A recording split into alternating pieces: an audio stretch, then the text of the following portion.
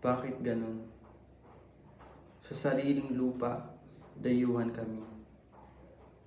Sa lupang binungkal ng aming mga magulang, kami itinuturing na hindi karapat-dapat.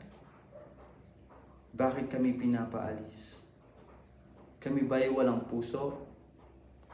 Kami ba'y walang karapatang mabuhay ng payapa sa aming tahanan? Hindi kami magnanakaw. Hindi kami masama. Ang taming kasalanan namin ay ipinanganak kami sa kahirapan. Pero mahal namin ang lupang ito. Dito kami lumaki. Dito kami natutong mangarap.